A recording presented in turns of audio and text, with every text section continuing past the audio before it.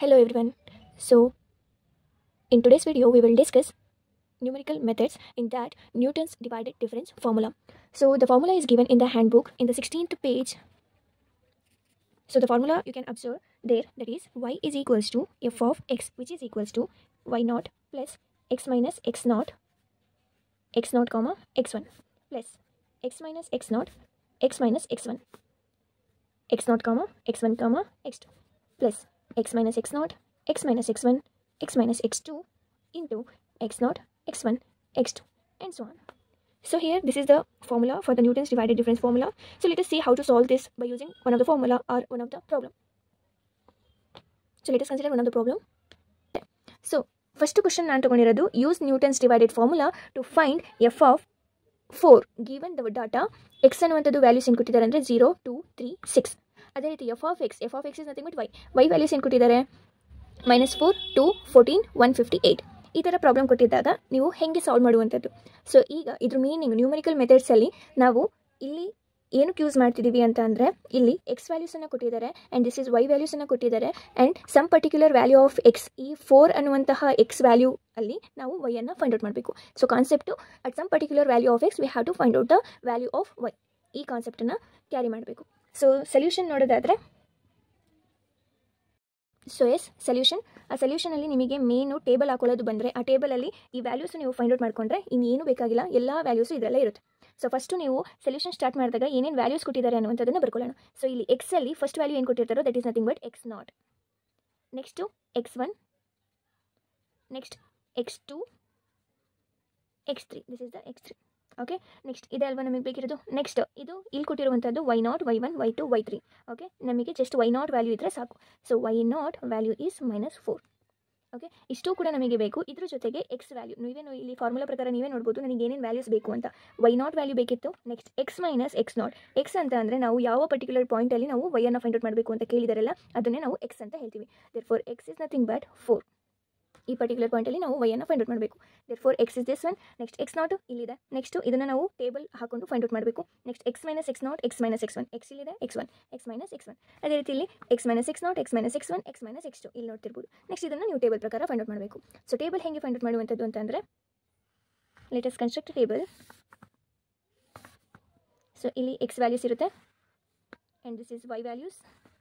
So X values ಇಲ್ಲಿ ಕೊಟ್ಟಿದ್ದಾರಲ್ಲ ಅದನ್ನು ಬರ್ಕೋಬೇಕು. 0 2 3 6. ಅದೇ ರೀತಿ ವೈ ವ್ಯಾಲ್ಯೂಸ್, ವೈ ಅಂತಂದ್ರೆ ಒಂದೇ, ಎಫ್ ಆಫ್ ಎಕ್ಸ್ ಅಂತಂದ್ರೆ ಒಂದೇ. ದೇರ್ಫೋರ್ -4 2 14 158. ಓಕೆ, ಸೊ ಈಗ ನಾವು ಡಿವೈಡೆಡ್ ಡಿಫ್ರೆನ್ಸ್ ಇಲ್ಲಿ ಫಸ್ಟು ನಾವು ಟೇಬಲಲ್ಲಿ ತಗೊಳ್ಳುವಂಥದ್ದು ಫಸ್ಟ್ ಡಿವೈಡೆಡ್ ಡಿಫ್ರೆನ್ಸ್. ಸೊ ಇದನ್ನು ಹೆಂಗೆ ಸಾಲ್ವ್ ಮಾಡ್ತೀರಾ ಅಂತ ಅಂದರೆ ಈ ಎರಡು ವ್ಯಾಲ್ಯೂಸನ್ನು ತಗೋತೀರಾ. ಸೊ ಈಗ 2 ಮೈನಸ್ ಈ value 2 minus this value that is -4 divided by ಇದ್ರ ಕರೆಸ್ಪಾಂಡಿಂಗ್ ಆಗಿರುವಂಥದ್ದು 2 ಮೈನಸ್ 0. ಸೊ ಆನ್ಸರು 3 ಬರುತ್ತೆ. ನೆಕ್ಸ್ಟ್ ಈ ರೀತಿ ಆರೋ ಮಾರ್ಕ್ ಹಾಕೊಂಡ್ರೆ ನಿಮಗೆ ಈಸಿ ಆಗುತ್ತೆ, ಕನ್ಫ್ಯೂಷನ್ ಆಗಲ್ಲ. 14 ಮೈನಸ್ 2 ಡಿವೈಡೆಡ್ ಬೈ ಕರೆಸ್ಪಾಂಡಿಂಗ್ ಆಗಿ ಏನಿದೆ 3 ಮೈನಸ್ 2 ಇದೆ. Again answer 12. ಸಿಮಿಲರ್ಲಿ ಇವೆರಡಕ್ಕೆ 158 ಮೈನಸ್ 14 ಡಿವೈಡೆಡ್ ಬೈ ಕರೆಸ್ಪಾಂಡಿಂಗ್ ಆಗಿರುವಂಥದ್ದು 6 minus 3 that is 48. Okay, first divided difference ಆಯಿತು. ನಾವು second divided difference, second divided ಡಿಫ್ರೆನ್ಸಿಗೂ ಅಗೇನ್ ಈ ರೀತಿ ಆರೋ ಮಾರ್ಕ್ ಹಾಕೊಳ್ಳಿ. 12 ಮೈನಸ್ 3 ಡಿವೈಡೆಡ್ ಬೈ ಇದು ಫಸ್ಟ್ ಟರ್ಮ್, ಇಲ್ಲೂ ಫಸ್ಟ್ ಟರ್ಮಲ್ಲಿ 2 ಮೈನಸ್ 0 ಅಂತ ತೊಗೊಂಡಿದ್ದೆ. 2 ಮೈನಸ್ 0 ಈಗ ಇಲ್ಲಿ 3 ಮೈನಸ್ 0 ಅಂತ ತೊಗೋಬೇಕು. 2 ಮೈನಸ್ 0 ತೊಗೊಂಡಿದ್ರಿ, ಈಗ 3 minus 0 and answer is 3. Next ಈ ಎರಡು ಎಲಿಮೆಂಟ್ಸಿಗೆ 48 ಮೈನಸ್ 12 ಡಿವೈಡೆಡ್ ಬೈ ಇದು ಸೆಕೆಂಡ್ ಎಲಿಮೆಂಟ್ ಆಗಿರೋದ್ರಿಂದ ಇಲ್ಲಿ ಈ ಕಾಲಮಲ್ಲಿ ಸೆಕೆಂಡ್ ಎಲಿಮೆಂಟ್ ಇಲ್ಲಿ ಇದಾಗಿದೆ. ಇಲ್ಲಿ ಡಿನಾಮಿನೇಟರಲ್ಲಿ ಏನು ತೊಗೊಂಡಿದ್ರಿ 3 ಮೈನಸ್ 2 ಅಂತ ತೊಗೊಂಡಿದ್ರಿ, 3 ಮೈನಸ್ 2 ಅಂತ ತೊಗೊಂಡಿದ್ರಿ, 3 ಮೈನಸ್ 2 ಅಂತ ತೊಗೊಂಡಿದ್ರಿ. ಈಗ 6 ಮೈನಸ್ 2 ಅಂತ ತೊಗೊಳ್ಳೋಣ. ಇಷ್ಟೇ ಮಾಡಬೇಕಿರೋದು. 6 minus 2 answer is 9. Second divided difference ಆಯಿತು. ನಾವು ಥರ್ಡ್ ಡಿವೈಡೆಡ್ ಡಿಫ್ರೆನ್ಸ್. ಸೊ ಈಗ ಇವೆರಡಕ್ಕೆ ಮಾಡಬೇಕಾದ್ರೆ 9 ಮೈನಸ್ 3 ಡಿವೈಡೆಡ್ ಬೈ ಇಲ್ಲಿ ಇದು ಫಸ್ಟ್ ಎಲಿಮೆಂಟ್ ಆಗಿದೆ, ಇದ್ರ ಹಿಂದೆಗಡೆ ಇರುವಂತಹ ಕಾಲಮಲ್ಲಿ ಫಸ್ಟ್ ಎಲಿಮೆಂಟ್ ಇದಾಗಿದೆ. ಇಲ್ಲಿ ಫಸ್ಟ್ ಎಲಿಮೆಂಟಲ್ಲಿ ಡಿನಾಮಿನೇಟರಲ್ಲಿ ಏನು ತೊಗೊಂಡಿದ್ರಿ 3 ಮೈನಸ್ 0 ಅಂತ ತೊಗೊಂಡಿದ್ರಿ. ಈಗ 6 ಮೈನಸ್ 0 ಅಂತ ತೊಗೋಬೇಕು. Okay, 6 minus 0 which is equals to 1. Okay, so ಈಗ ನಾವು ಇಲ್ಲಿ ಫಾರ್ಮುಲಾ ಇದೆಯಲ್ಲ x0 minus x1 x0 x1 x2 x0 x1 x2 x3 ಅಂತ ನಾವೀಗ ಫೈಂಡ್ ಔಟ್ ಮಾಡಿರೋದೆ ಆ ವ್ಯಾಲ್ಯೂಸನ್ನು. ಸೊ ಈ 3 ಅನ್ನುವಂಥದ್ದು x0 x1. ನೆಕ್ಸ್ಟ್ ಅಗೇನ್ ಈ 3 ಅನ್ನುವಂಥದ್ದು x0 x1 x2. Next, this one is nothing but x0, x1, x2, x3. Okay, so ಎಲ್ಲ values ನಮ್ಮ ಹತ್ರ ಇದೆ. ಜಸ್ಟ್ ಈ ಫಾರ್ಮುಲಾಗೆ ನಾವು ಸಬ್ಸ್ಟಿಟ್ಯೂಷನ್ ಮಾಡಬೇಕಷ್ಟೆ. Okay, it is substitute. So ಈಗ ನೀವು ಸಾಲ್ವ್ ಮಾಡಬೇಕಾದ್ರೆ ಫಾರ್ಮುಲಾನ ಕನ್ಸಿಡರ್ ಮಾಡೋಣ. ಎಫ್ ಆಫ್ ಎಕ್ಸ್ ಅಂತಂದರೆ ಏನು? 4, which is equals to y not ಅಂತಂದರೆ -4 plus X minus x0. X ಅಂತ ಅಂದರೆ 4 minus x0 is nothing but 0. Next x0, x1 that is 3 plus x0, x minus x0, x minus x1, x minus x0, x minus x1. Therefore, 4 minus 0, 4 minus 2. Adadmele x0, x1, x2, x0, x1, x2 is nothing but 3.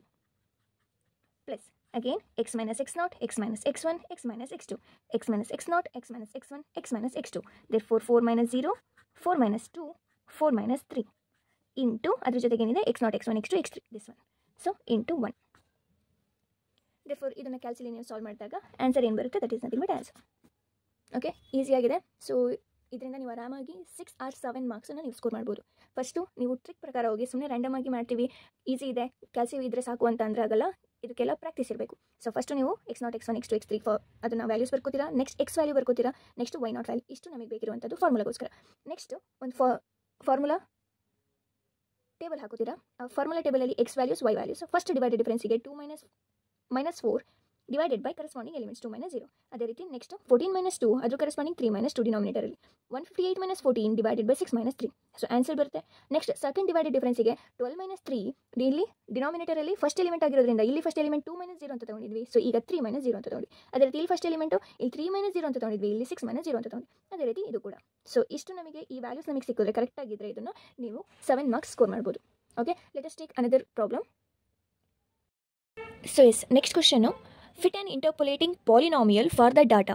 U10 is equals to 355, U0 is equals to -5, U8 is equals to -21, U1 is equals to -14, U4 is equals to -125 by using